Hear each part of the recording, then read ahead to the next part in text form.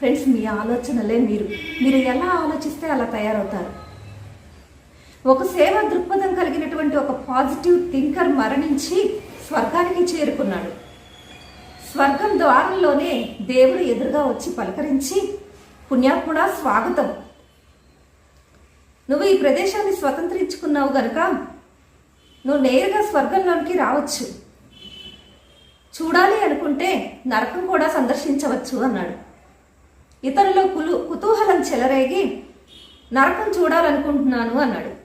దేవుడు సరేనని ఇతనికి నరకం చూపించమని తన అసిస్టెంట్ను పంపించాడు. అక్కడ నరకవాసులందరూ ఒక చోట కూర్చొని ఉండగా వారి ఎదుట ఒక భోజనపు బల్ల మీద భక్ష్యాలు పెట్టబడి ఉన్నాయి. కానీ వారందరి ముఖంలో బాధ, విచారం కనపడుతున్నాయి. కారణం, వారి చేతులకు బదులుగా పొడవైన కత్తులు, ఫోర్కులు ఇవ్వబడ్డాయి. వాటితో ఆ భక్ష్యాలను నోటి దగ్గరికి తీసుకోవటం చాలా కష్టమవుతుంది. ఇది గమనించిన ఆ పుణ్యాత్ముడు స్వర్గానికి వెళ్ళాలనుకున్నాడు. అక్కడ కూడా స్వర్గవాసులందరూ కూర్చొని ఉండగా వారి ఎదుట భోజనపు బల్ల మీద భక్ష్యాలు పెట్టబడి ఉన్నాయి. కానీ వీరందరూ సంతోషంగా సంబరాల రాంబాబుల్లా ఉన్నారు. వారికి కూడా చేతులకు బదులుగా పొడవైన కత్తులు, ఫోర్కులు ఇవ్వబడ్డాయి.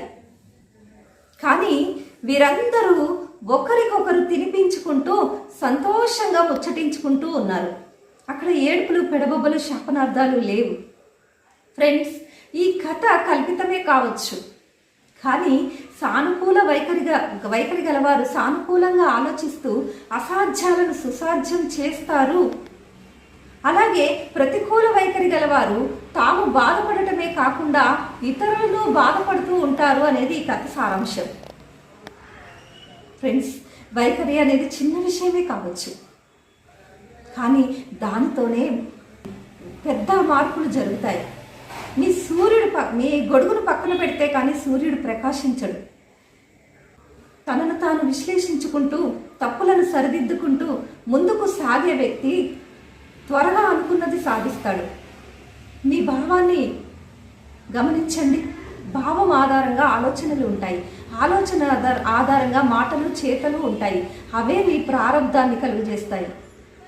సో ఫ్రెండ్స్, మీ భావం శుద్ధంగా ఉంటే భవిష్యత్తు బంగారమయమవుతుంది.